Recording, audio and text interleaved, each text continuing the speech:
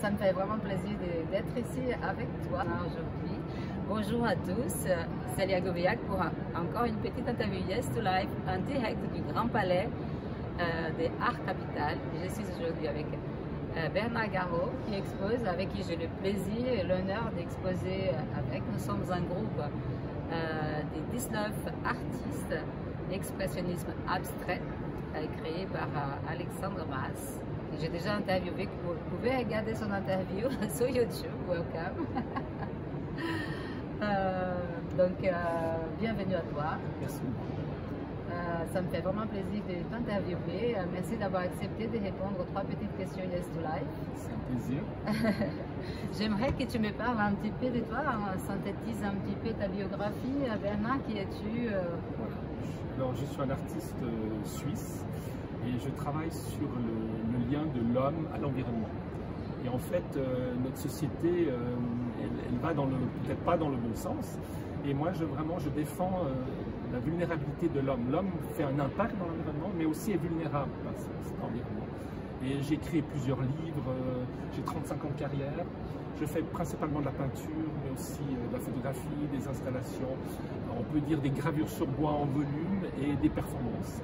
Toujours autour du même thème, pour développer vraiment cette idée de notre lien à l'humanité, notre lien à ce paysage, à cet environnement qui nous nourrit et qu'on détruit de manière consciente ou inconsciente. L'homme est capable de construire les plus belles choses comme ce grand palais, mais aussi capable de détruire tout comme la guerre, on voit dans le monde entier. Je crois que c'est un sujet que je développe depuis toujours. Pourquoi la vulnérabilité? Je fais 2,02 m, j'étais champion suisse de basket, on m'a toujours considéré comme fort. Et en fait, j'ai remarqué que ce qui me manquait, c'était justement la possibilité d'être vulnérable. Le géant fragile. De mon enfance, mes parents me disaient « mais t'es grand, tu sais qu'on t'aime ». On m'a jamais pris dans les bras pour me dire « oh, tu es mignon ». Ben oui, je suis mignon, mais un peu grand, voilà, c'est ça. Et en fait, c'est une fêlure que j'ai localisée que vers 45 ans, quand j'ai réalisé qu'en fait, c'est ce qui me manquait, cette relation d'amour. Et c'est vrai que toujours, c'était je dois être le meilleur, je dois vaincre, je suis instructeur de ski, champion de voile, champion de basket. Toujours, c'était l'élite, le maximum. Et tout à coup, je remarque que, de par certains accidents que j'ai eus, et des situations que j'ai vécues, j'étais au fond d'un glacier où j'avais besoin de cabine, mais on aurait pu mourir plusieurs fois. J'ai réalisé comme la vie était extraordinaire quand justement on frôle la mort. Et en fait, je me suis dit, mais on n'est rien du tout sur cette terre. Quand on considère qu'on n'est plus rien, tout devient magnifique. Bernard, fais-tu partie des personnes qui disent oui à la vie? Et si tu le fais, comment tu fais cela? Bah écoutez, moi je vis tout avec intensité maximum. Je cherche toujours l'intensité, jamais le minimum. Et je crois qu'on peut parler de choses dramatiques. Je serais plutôt un dramaturge parce que je vois le monde qui ne tourne pas vraiment comme je pense qu'il devrait tourner. Et on vit une période absolument unique. Je pense qu'elle pourrait être la plus belle période de l'humanité, mais elle va dans le contresens. C'est-à-dire qu'on est devant une crise environnementale, une crise sociétale, une crise de ressources. On pourrait s'asseoir, scientifiques, politiciens, artistes, penseurs, et trouver des solutions. Le génie humain est capable de ça. Mais non, on s'oppose, on veut une guerre territoriale, on veut une guerre économique, etc. Donc je suis assez pessimiste. Mais je me suis dit, il faut toujours garder espoir parce que la nature peut tout à coup tout changer. Il suffit d'une éruption volcanique qui cache le soleil, on est dans les glaciations pour 10 000 ans. Et le réchauffement climatique, voilà, c'est ça que je me suis dit. Et en fait, pour montrer, les gens sont climato-sceptiques et ne veulent plus entendre un discours dramatique et anxiogène. Donc je pense qu'on peut montrer ce même thème par le beau. J'ai fait un livre qui s'appelle « Rendez-nous la bonté ». Mais qu'est-ce que c'est le beau? Le beau, ça peut être un cri. Ça peut être tout noir, ça peut être une performance qui vous bouscule, mais qui vous interroge. Et pour moi, le beau, c'est de nourrir toujours l'inconnu. C'est de chercher toujours des limites. C'est pas d'être dans quelque chose de convenu, comme beaucoup de gens aiment le confort, aiment savoir. Moi, j'aime aller chercher des limites pour me questionner moi-même, trouver des réponses et questionner les gens pour que tout le monde participe au changement de notre monde. Parce que le monde évolue et on ne doit pas rester dans les acquis, il faut faire quelque chose pour ce monde, pour le préserver, parce que le monde est magnifique. Et il suffit de regarder cette architecture ou les montagnes en Suisse ou la mer à Bordeaux pour voir que cette nature est nourricière la et beauté sublime. est partout. Partout. Et la beauté, elle n'est pas forcément dans la petite fleur. Ça peut être un corps nu, ça peut être une toile noire. Voilà, je crois que la beauté, c'est totalement subjectif. Je crois que c'est Pessoa qui dit que la beauté, c'est le plaisir qu'on trouve à quelque chose qui nous touche. Alors, toi, peut-être, tu vas être touché par un champ de coquelicots. Moi, je vais être touché par la furie de la mer. Mais c'est beau. Tout à fait. C'est génial parce que tu rentres dans mes questions sans mes demandes de Je permission. savais, ouais. Non, mais c'est génial parce que donc je vais tout de suite poser la deuxième question qui concerne l'art. Donc l'art, penses-tu que l'œuvre d'art peut-elle aider à l'élévation de la conscience? Alors complètement. Si dans ma monographie, dans bas de 500 pages, je dis que tout peut se faire par le travail, etc., par un peu de folie, d'électricité, après avoir tenté de déplacer les montagnes. Donc si on n'a pas un objectif un peu fou, illusoire, comment on avance? On reste dans une vie qui est, oui, moi demain je vais aller au cinéma, demain je vais manger du poulet. Moi je ne me pose pas ces questions, je me dis comment chercher encore quelque chose de plus fou, comment aller expérimenter pour pouvoir témoigner. Dans mon œuvre, tout ce que je dis, je l'ai tenté, donc j'ai pris des risques. Il y a beaucoup de gens qui vont faire un paysage de loin, et disent, voyez, je parle de la nature. Non, moi j'ai été affronter cette nature en furie, j'ai été affronter des montagnes où on a failli mourir, j'ai été au fond de la glace. Et c'est pour ça que quand je fais une œuvre, elle est toujours absolue et totale. Et j'espère qu'on y ressent cette énergie totale. Et je crois que l'art peut changer les consciences. Et c'est le but de l'art d'aujourd'hui. On n'est pas des militants qui vont condamner, on n'a pas la réponse, mais stimulés par l'émotion, des questionnements qui peuvent vous faire changer de comportement. Dire, ah ouais, moi j'avais pas conscience que je polluais, moi j'avais pas conscience qu'on est si près de la mort. Et la mort, c'est ce qui nous lie tous. Hein. Et en même temps, faire une performance qui bouscule sur ces questions, qui interroge sur les questions essentielles, parce que l'histoire de l'art se résume à la vie, la mort, l'amour et la violence, hein, c'est que ça. Si on regarde les tableaux depuis des siècles, les massacres, les crucifixions, certains paysages, mais certains paysages qui disaient que le monde était en train d'aller dans le sens. Et puis alors il y a les artistes qui disent ni oui ni non, qui font quelque chose d'après, c'est tout à fait valable, c'est aussi un courant d'art, mais pour moi aujourd'hui, on ne peut pas être sans être en lien avec le monde extérieur, parce que ce changement est en train de s'opérer. Et l'ignorer, c'est pour moi ne pas être contemporain. Et la vie doit triompher. Je crois que ce qui doit triompher dans le monde obscur que nous vivons, qui va vers les guerres, qui va vers des divisions, c'est l'amour, c'est la relation, c'est la synergie. Certains thèmes sont tabous, hein, l'amour, la sexualité, alors que je pense que c'est ce qui nous sauve. Absolument, parce que une œuvre doit être liée à l'amour, on doit aimer. Du moment qu'on opprime l'expression, on fait quoi? C'est ça. Et en fait, c'est le contre-pied. Et en fait, l'homme sait mieux faire la guerre, sait mieux se haïr, sait mieux se détruire, mais de manière sauvage. Ouais. Alors, j'entends ce que tu dis, mais tu vois, moi par rapport à ça, moi je pense que ce n'est pas la majorité qui veut la guerre. Ah bah non, on est d'accord. On est d'accord que la guerre, elle n'a pas été faite pour... Enfin, mais on a tous des caractères avec des pulsions qui sont des fois haïssantes, autant qu'aimantes. Mais notre monde aujourd'hui est polarisant et quand on n'est pas de l'avis d'une certaine personne, tout le monde vous accuse. Les politiciens se font harceler dès que vous avez un avis contraire. Vous savez ce que le mot débattre veut dire? Parler sans se battre. Mais aujourd'hui, le débat n'existe plus. Donc on est dans un monde qui est en train d'aller vers la violence parce que par les exemples de racisme, des pouvoirs, qui a toujours existé, l'esclavagisme, etc. Voilà. On va y venir, parce que ce que j'aimerais, c'est que tu parles un petit peu de l'œuvre, parce que ça c'est la prochaine question. Alors, ça c'est pas une œuvre qui est liée à mon travail totalement actuel, elle a 10 ans. D'accord. Mais justement, elle parle de quelque chose qui est quand même dans cette liaison. Dans l'actualité, oui. Donc en fait, j'ai fait toute une série de travaux sur la Turquie, le Portugal, l'Égypte et puis l'Islande, qui sont aux 4 coins cardinaux des Alpes, qui est mon centre. Les Alpes étaient recouvertes de glaciers à 25 000 ans, donc c'est un peu la nature dans sa virginité. Et en fait, à équidistance, il y avait les cultures les plus majeures. Les Portugais ont fait tout, les Égyptiens ils ont fait des choses extraordinaires il y a 3000 ans, les Turcs. Et en fait, tous ces pays sont menacées par des tremblements de terre, ou ont été détruites par des tremblements de terre, ou des tsunamis, ou des volcans, et montrer que pourquoi les lieux majeurs de culture sont les lieux vulnérables. Et la Suisse, qui est au milieu, avec ses montagnes, je dis, elle a l'air en sécurité, etc. Et quand j'ai édité ce livre, 2 ans après, il y a le Covid qui est arrivé, le permafrost s'effondre, et tout est en fragilité. Mais avant ça, j'avais fait ce livre donc, sur ces 4 points cardinaux. Et là, on est en Turquie, on est dans le harem de Topkapi. Il faut dire que c'est une prison dorée pour les femmes qui étaient les préférées du sultan. Et en fait, elles se crêpaient le chignon, elles se haïssaient parce qu'il y avait des faveurs de l'autre avait un palais, mais d'une beauté inouïe. Donc c'est à la fois cette beauté qu'aujourd'hui on vit, mais on sent qu'il y avait une énorme vulnérabilité. C'était des prisonnières, elles n'avaient pas le droit de parler, sortir, elles appartenaient à un sultan de manière sexuelle ou amoureux, voilà. Et en fait, cette histoire était assez choquante. Oui. Et aujourd'hui, on voit ce qui se passe en Afghanistan. Ensuite, on voit ce qui se passe en Iran.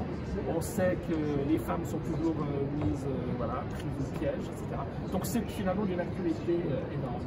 Et en fait, on acceptait ce principe, et c'est pour ça que moi, j'agis dans ce sens-là. Si je fais comment, j'aimerais le faire avec une femme, j'aimerais changer les équilibres et montrer qu'aujourd'hui, on peut parler de tout dans cet équilibre-là, parce que notre monde, il est polarisant, et non seulement par rapport à la guerre, mais aussi par rapport aux femmes qui essaient de montrer qu'elles existent, que les femmes artistes sont très bien. Je trouve ça très bien.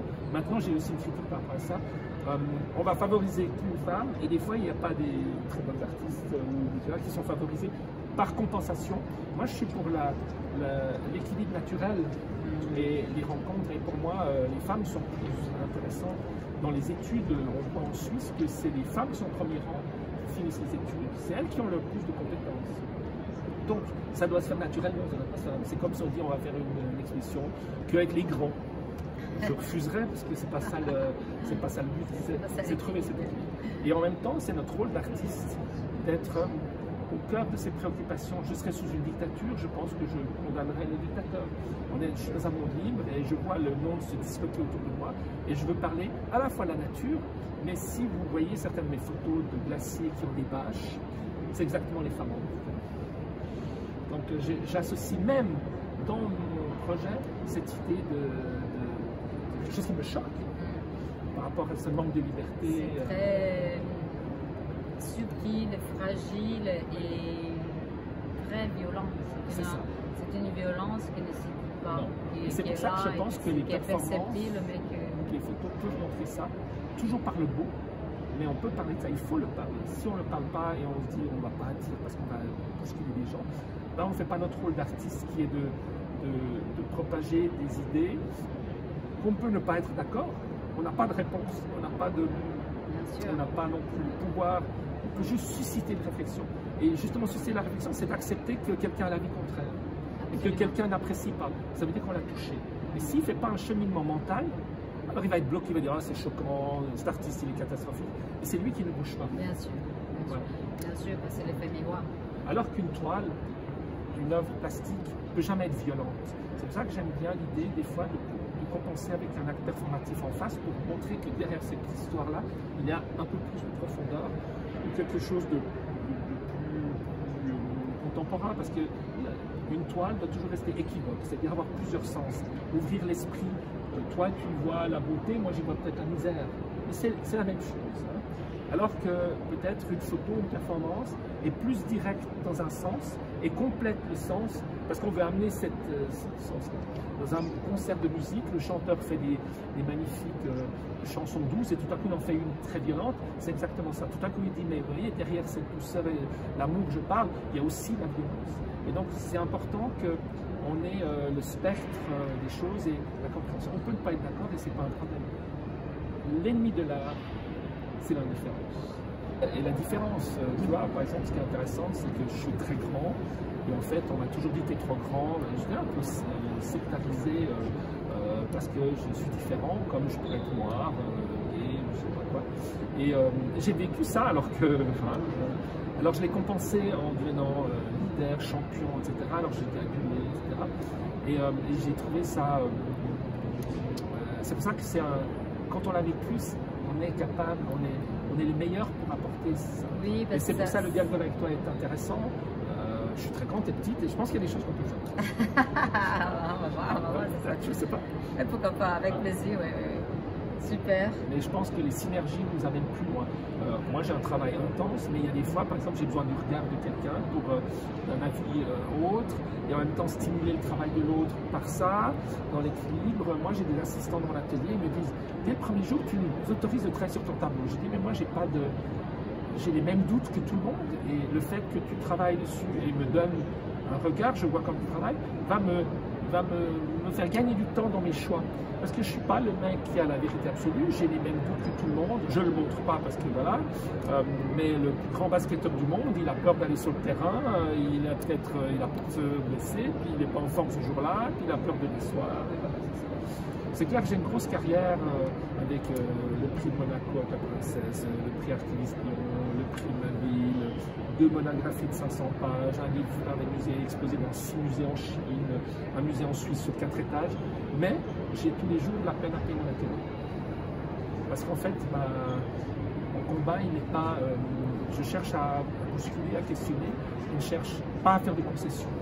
Et pas, alors économiquement, il faudrait l'agent idéal qui nous amène dans les grandes galeries, alors là ça serait bien, mais moi je refuserais de produire pour produire que pour gagner de l'argent. J'aimerais bien que ça me sécurise un peu, mais je veux toujours l'absolu, je cherche c'est le but on va dire, je vais dire ça comme ça, sans jugement, mais quand même des vrais artistes, je veux dire, des artistes qui créent avec ce qu'ils sont. Mais en même temps, on est dans la... C'est pour ça qu'on ne peut pas dissocier même la vie de l'œuvre. Excusez-moi. C'est-à-dire qu'on est tellement impliqué, l'émotion qu'on y met, ou la réflexion qu'on y met, elle est en nous. Et en fait, il y a des artistes qui peignent à un moment donné, je me sens... Moi, c'est non-stop, jour et nuit, je pense. C'est pas un fardeau, c'est des fois un fardeau, mais c'est une obsession, c'est ce qui me fait vivre. Quand je suis peut-être dépressif, je ne suis pas très dépressif, mais on me dit tu as toujours le feu. Moi, j'ai jamais eu de palpitation. C'est que je suis toujours en train de chercher. Alors, je vais peut-être aller au sommet d'une montagne et descendre à ski la montagne où je prends des risques énormes, je peux mourir. Mais ça va je me mets dans mon atelier, et puis je réfléchis, et puis j'ai envie de reconstruire. Et c'est ça qui te tient en vie. Et je crois qu'on ne peut pas différencier les vrais artistes. On ne peut pas différencier son œuvre de lui et de ça. Absolument, moi je crois. Sinon, voilà, il y a certains qui disent aujourd'hui, je ferai toujours faire des photos. Alors, c'est aussi nommé artiste, mais pour moi, l'artiste, c'est celui qui veut changer le monde, qui s'implique corps et âme et qui met sa vie en jeu. Quoi. Oui, tout à fait. Et l'émotion qu'on ressent, c'est moi-même, on ne doit pas jouer de rôle. On ne doit pas dire, mais je suis artiste, alors je dois jouer un rôle, ou j'aimerais ressembler à ça, je suis. Et la performance, qu'est-ce que je fais? Je ne suis que moi. Et en fait, accepter d'être le centre. Et des fois, il y a certaines toiles ou œuvres, c'est des galères, et tout à coup, tout se libère, et on sait que ce qu'on fait est bien. Mais c'est après, et on le ressent. Et pour moi, c'est un travail de recherche de l'absolu, des sens à tout moment. Quand je suis dans la nature, j'essaie de profiter au maximum de cette nature. À ski, je ressens absolument ski. Je ne suis pas en train de dire, oh, il fait froid aujourd'hui. Aujourd'hui, je veux descendre cette montagne, je veux absolument la ressentir. Après, je peux transcrire quelque chose que j'ai vécu, que peut-être que j'ai. Ouais, tu es là, je ne parle pas. Donc, tu es. Ouais, c'est ça. Bravo, ça, c'est un artiste, super. Magnifique, voilà, je suis. Mais je ne suis rien. Je ne suis rien. La seule chose que je sais, c'est que je ne suis rien.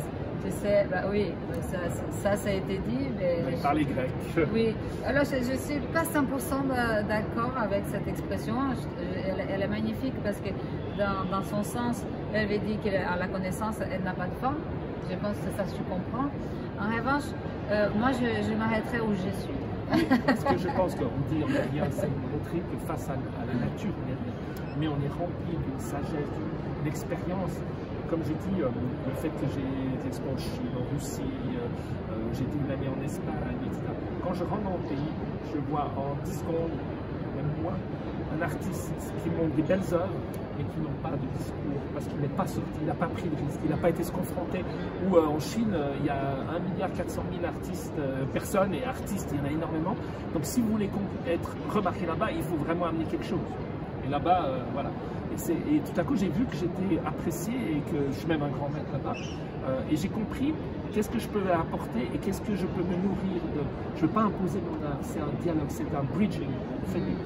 Et pour moi, c'est la bonne attitude. C'est toujours plus important. Si on travaille ensemble, c'est que j'aimerais autant pouvoir avoir ton regard que t'aider et peut-être faire quelque chose comme ça. C'est pas imposer quelque chose. Voilà. Et puis oser aller bousculer les limites. Parce que si on reste toujours les limites, c'est convenu. Et convenu, c'est-à-dire on veut séduire, on sait que les gens ont leur peur, on sait qu'on va vendre, mais on n'avance pas. C'est qu'en étant dans des confrontations, tout à coup on découvre des choses. J'ai travaillé pendant 20 ans avec des danseuses, avec des musiciens. Je ne peux pas dire ce que ça m'a apporté, mais ça m'a apporté une richesse. Je pense que la liberté de mon art, c'est ça. C'est grâce à ces rencontres. Et c'est des rencontres, c'est pas j'ai envie d'avoir le plus grand danseur. Et ce samedi, je viens d'être des plus grands comédiens français. C'est une rencontre. Je décroche un tableau qui était sortant de l'école des Beaux-Arts. Il y a une carte de visite. Donc, je veux vous rencontrer. Il y a les affiches dans un des plus grands théâtres de celui-là. Je l'ai rencontré, c'est mon ami depuis 30 ans. Et c'est le seul qui sait mettre des mots sur mon art. Il m'a dit un jour, tu arrives pas au paysage. Non, non, moi je fais que des lignes droites, etc. Et 30 ans après, je dis oui, tu as mes couleurs d'art. Et en fait, c'est tellement important d'avoir des gens avec qui tu as une confiance absolue. C'était pas un jugement, j'aime ta toile, je veux l'acheter. Il m'a donné des livres de poésie, des philosophies, Pessoa, Saramago, Pessoa, c'est du génie. Ouais. C'est génial. Alors j'ai lu de traduction, mais c'est d'une noirceur absolue, mais il y a toujours la lumière au bout. Et Pessoa dit que voyager, c'est passer d'un jour à l'autre. Que ça sert à rien de faire des et quand il décrit la mer, c'est de la peinture. Et Pessoa, pour moi, c'est. Dans mes livres, il y a des citations de Pessoa, 5 pages. Hein.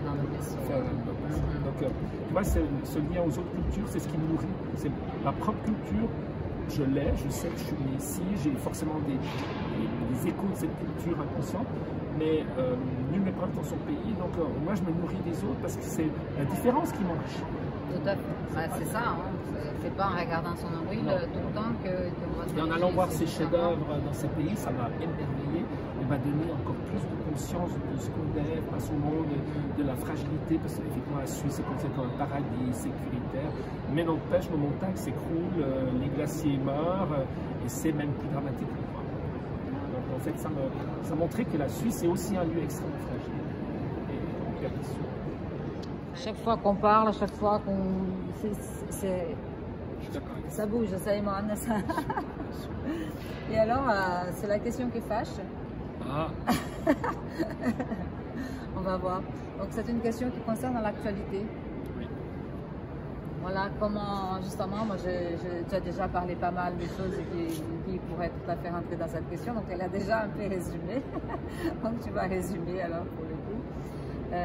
Voilà, cette actualité, ces mondes dans lesquels on vit. Comment fais-tu pour vivre dans les mondes d'aujourd'hui? Comment tu les vois et comment fais-tu pour les traverser justement sans te faire trop de mal? Pour moi, l'art a toujours été un acte de résistance. Un acte de résistance face aux injustices, face à quelque chose qui ne fonctionne pas. Donc c'est un état d'esprit et le monde parfait n'existe pas à part quand je suis seul au sommet d'une montagne, au fond d'un glacier. Là, c'est une perfection. Et là, tu trouves une harmonie avec le cosmos. Et en fait, il faut travailler. Il y a beaucoup de gens qui sont dans la dépression. Moi, je n'ai pas ce souci-là. Je travaille toujours de mon cœur au cosmos, de mon cœur au sol. Et en fait, si on est fidèle à soi-même, si on a cultivé cette hypersensibilité, ce regard permanent, on peut trouver même dans les choses les plus horribles des belles choses. Et en même temps, le fait de pouvoir donner aussi, comme un martyr, dire on donne quelque chose en exemple, qui va nous remettre en question aussi, ça peut devenir quelque chose d'extrêmement satisfaisant. C'est comme un partage amoureux, quoi. Quelque part, il en ressent quelque chose. C'est pas juste parce qu'on est soi-même. Ouais. Et en même temps, bon, on doit se protéger et on sait que les gens ils ne partagent pas et en fait les gens ont souvent une pensée extrêmement ceux qui n'ont jamais remis en question leur propre questionnement, leur propre vie parce qu'ils ne font pas de l'art. Ceux-ci sont peut-être moins susceptibles d'apprécier, mais on peut leur ouvrir l'esprit. Alors il faut y aller peut-être petit à petit, mais moi je ne me soucie pas du spectateur. Je fais parce que je pense que profondément ce que je dis a du sens, apporte du sens et peut élever la pensée ou au contraire bousculer pour que ça crée l'électrochoc pour ouvrir la pensée. L'art de la pensée, oui. c'est pas apporter les questionnements. Le sportif qui va aux Jeux Olympiques, il doit être en forme. L'art, c'est pas de la technique ni de l'esthétique.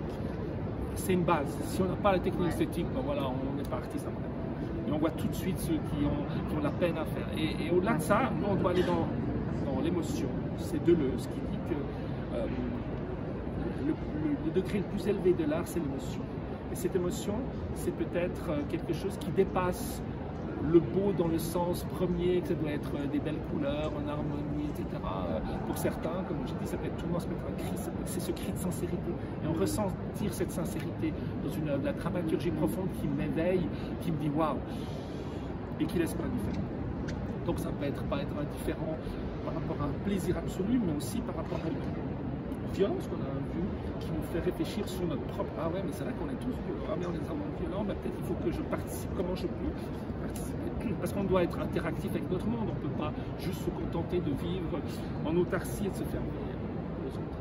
Et l'art, c'est un moyen de communication très fort, plus fort que les mots. Je donne un exemple. J'ai fait une année de résidence dans un muséum d'art et d'histoire. Avec des paléontologues, micropaléontologues, géologues, glaciologues. Et en fait, je leur ai posé des questions tellement primaires, on me dit ouais, mais on n'a jamais posé ces questions primaires, ils sont dans leur petit monde. Et en fait, j'ai réussi par l'émotion dans des œuvres monumentales, immersives, que les gens se posaient des questions. Et après, ils avaient besoin d'une réponse. Alors là, les scientifiques ont établi les réponses. Mais si les scientifiques avaient donné il y a 200 millions d'années, il y avait des dinosaures, il y a 60 millions, les gens, l'œuvre a ouvert l'esprit et après les gens avaient envie de réponses. Mais s'ils avaient donné les réponses avant l'œuvre, les gens ne se souviendraient pas. Donc en fait, il y a ce rapport art et science, c'est aussi important. Ou confrontation entre deux artistes, ou confrontation de deux œuvres, ou confrontation de deux matières. Pour moi, dès qu'il y a une confrontation, elle peut être, elle crée forcément, et je crois que c'est Pavese qui dit que l'art c'est la force du contraire. Ça provoque aussi cette sortie de la zone de confort. C'est ça. On doit pouvoir aller creuser. Si on reste dans sa zone de confort, on fait un art. Moi, je suis premier prix de l'écale, je le fais dans le dos. Et celui qui me dit, moi, je vois ça, c'est facile à faire. Ouais, ça m'apporte rien. Moi, quand je vais dans un musée, je cours dans le musée, je veux voir parce qu'on peut mémoriser que 5 œuvres. Je veux voir les 3 à 5 œuvres qui me bousculent et qui me permettent d'avancer. Plus on a l'expérience, plus on est confronté à des artistes de ça je faisais il y a 20 ans. Et puis le gars il dit regardez comme je fais, oui, mais il faut encore bosser. Ouais, c'est bien, mais il manque encore la substance. Mais je critique face à moi-même, mais je ne le dis pas. Et puis je respecte l'artiste, il a un autre parcours. C'est un cheminement personnel et c'est là où se trouve la personne à ce moment-là, où on peut juste se dire, bah, tiens, il est là où je l'étais il y a 10 ans. Et puis les gens, c'est pas grave, il n'y a pas de jugement à ça. Ils ont peur de travailler parce qu'ils disent, toi tu vas trop loin. Je ne vais pas trop loin. J'ai fait un tel parcours que effectivement je peux aller loin. Mais tu dis que de temps en temps, tu dis où est-ce que je vais aller la prochaine fois, tellement mais j'ai besoin de stimuler, j'ai besoin de stimuler parce que moi je m'ennuie. Dans ce monde, je m'ennuie. Moi je m'ennuie, les gens ils sont tellement dans leur quotidien. Moi je suis effrayé, je ne pourrais pas vivre ça. En fait, j'ai besoin de nourriture spirituelle, physique, intellectuelle, pour stimuler, des stimuli, de travailler ensemble, dire ah ben on va encore plus loin. Ça me voilà, et je suis dans là parce que j'ai envie de. C'est comme quand je vais expérimenter la pente vierge dans la montagne, c'est cette recherche de quelque chose, une communion avec et en même temps, je rechercherai ça, j'ai besoin de ça. Si on me dit, tu sais, maintenant, disons, reste comme ça, fais encore du tableau, moi, ça m'intéresse. Ah oui, moi non plus, j'ai ces problèmes-là, j'ai toujours ces problèmes avec les galeristes parce que ça, tu vois, ce que j'ai fait là aujourd'hui, c'est qui s'appelle Je suis, justement. Mais ça n'a rien à voir avec ce que je faisais il y a 7 ans, il y a 10 ans, il y a 30 ans. Donc, comme tu disais tout à l'heure, l'art c'est notre parcours, l'art pour moi c'est mon journal, c'est ce que je suis aujourd'hui. Aujourd'hui j'écris ce que je suis aujourd'hui, ce que j'ai fait. C'est toi, c'est toi. C'est moi là, maintenant, c'est pas moi il y a 10 ans. Et j'en ai eu clients qui m'ont demandé de refaire une œuvre d'une série passée, je n'ai pas pu le faire. Je ne peux pas le faire. Je ne peux pas le faire. C'est plus la même énergie, ça ne sera pas du tout la même chose. C'est pas possible. Donc c'est de l'avant, toujours de l'avant. Et donc. Et c'est ça qui nous rejoint. C'est ça peut-être qui nous rejoint. Et puis et tenter des choses. Tu sais, moi j'ai fait des projets qui ne sont pas sortis avant 5 ans parce qu'ils étaient après ou 3 ans. Tout à coup on les a sortis puis c'était machin. Il faut expérimenter, rencontrer, essayer quelque chose et puis essayer de bousculer, d'aller plus loin, d'être aussi. On est dans un monde de followers. Tout le monde veut avoir son like. Et c'est le pire des choses. C'est comment je peux séduire. Ah, j'aimerais un like, alors je vais faire bleu, ils aiment le bleu, alors je fais bleu. Et aujourd'hui, il faut des leaders. Oui, mais ça, c'est justement, c'est toute cette. Enfin, parce que tu parles là, pour venir à cette question sociétale, de société, c'est justement ces likes, ces followers, c'est les conditionnements imposés par cette société qui ont fait les gens s'éloigner d'eux-mêmes pour être trop occupés pour se regarder. Et ils sont tristes de ne pas avoir de likes, et moi je m'en fous complètement. D'ailleurs, même, je pense que l'art innovant, personne ne peut l'aimer. Donc en fait, moi j'ai des ennemis. Je n'ai rien fait, mais des gens qui me détestent. Je suis ennemi numéro 1 en Suisse. Et je ne sais pas. On m'a dit, mais tu sais, je dis, mais qu'est-ce que je fais? Parce que je suis libre. Ah ben, c'est ça. Et puis je ne suis pas dans la convention. Je suis pas... Parce que je fais ça, mais il fait trop noir, il fait trop grand. Il a fait une performance, il a fait ci. Oh là là. Alors que l'autre, il est regarde, il fait ça. Ah, c'est super. Ouais. Et en fait, j'essaie de précéder le train. Et moi, je parle d'environnement depuis 20 ans. Aujourd'hui, c'est le centre du sujet. Il y a 20 ans, on s'en fout de ton truc. Et maintenant, oui. Là, il y a des gens qui courent, des opportunistes qui essaient de faire. Je fais un glacier aussi parce qu'ils sont nourris. C'est pas intéressant. On voit qu'il n'y a pas de fond. Et aujourd'hui, il ne faut jamais changer de ligne. Vous allez dans une direction, créer une œuvre et on vous respecte sur cette œuvre. Je le vois en Chine, je le vois dans d'autres pays comme on me respecte. C'est dans mon seul pays qu'on me respecte. Comment est-ce qu'on dit? Nul n'est prophète en son pays. Donc on a bien les boutons. Et puis voilà, c'est comme ça. Non mais c'est ça. La ligne conductrice, c'est pas parce qu'on change au fur et à mesure des regards et on évolue dans son art que la ligne conductrice, elle ne change pas. Parce que c'est ça ce que tu dis, c'est cette construction pas à pas. Tu fais une œuvre, tu ne fais pas des tableaux. Je dirais qu'avant 45, 50 ans, je dirais, tu fais de la peinture, de la sculpture. À partir de 50 ans, tu as une œuvre. Et là, c'est tout autre chose. Tu peux faire une moins bonne œuvre, on te respecte pour ce que tu as amené pendant ce parcours. Et là, c'est un artiste. Moi, j'en ris. Je dis non, personne ne saura bien, mais je vais surtout plus aller voir. Mais tous les jours, un contenu pour montrer ce qu'ils font. Mais ça m'intéresse pas. C'est comme montrer ce que tu manges. Qu'est-ce que ça m'intéresse? Montre une œuvre, montre une pensée, montre quelque chose de conséquent. Alors là, après, j'irai chercher.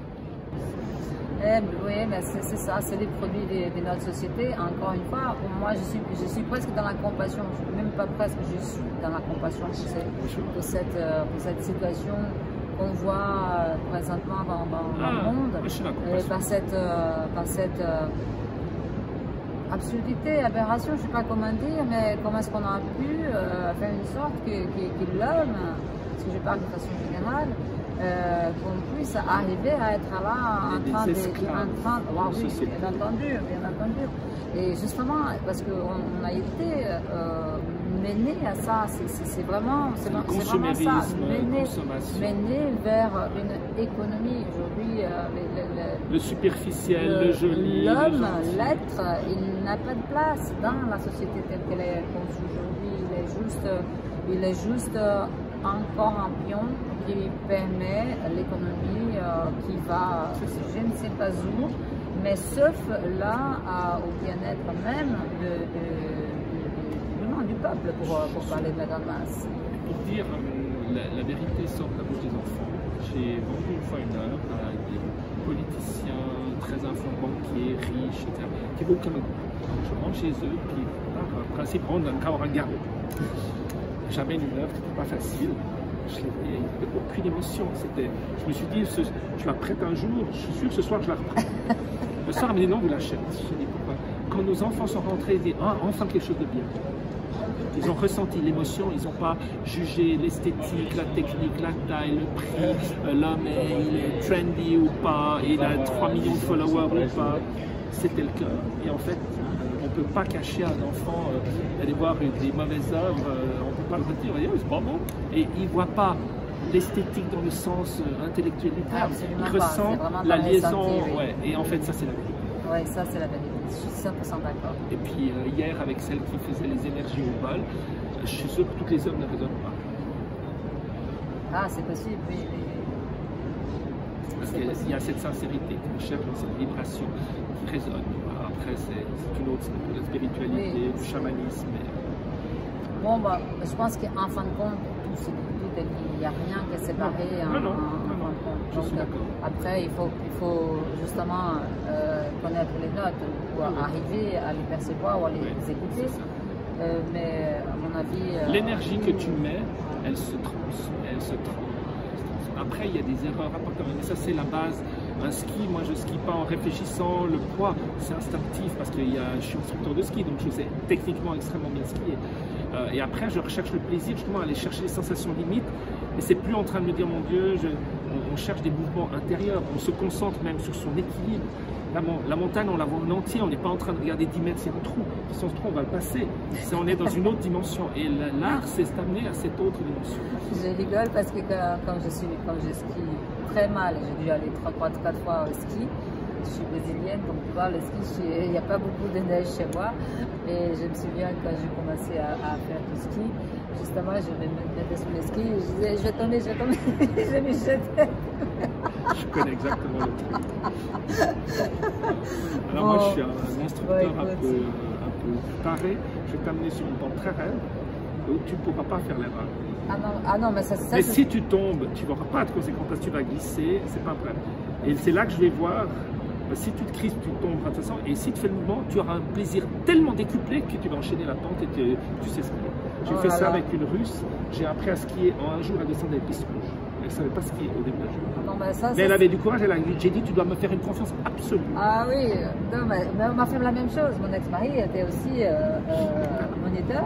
Il m'a fait ça. Le premier jour, il m'a fait descendre derrière lui une piste noire. Ah ouais, donc ça, il ne faut pas aller trop loin quand même. Non, mais je dis mais bref, on va pas continuer. Ouais. Bon, on va finir sur ça, sur la joie de la glisse. Oui, pour ceux qui savent bien glisser. Parce que toi, alors, tu es un oiseau quand tu... Et moi, je fais de la voile. Donc, en été, c'est la voile, le vent, l'invisible, des choses. Parce qu'en fait, une œuvre d'art montre toujours l'invisible, pas le visible. C'est ça, c'est pas l'apparence, c'est ce qu'il y a derrière, c'est la profondeur derrière. Je finis sur cette phrase magnifique de Nicolas Dostel qui dit qu'une toile doit être un mur, c'est une plasticité murale si profond que les oiseaux doivent pouvoir voler dedans. Waouh! Donc il y a l'émotion de liberté profonde. C'est pas de faire une perspective ou de creuser. C'est qu'on doit sentir cette profondeur dans la picturalité, dans la matière. Et il y a des toiles qui sont plates parce que les gens ne savent pas. Voilà. Magnifique. Et moi je plane.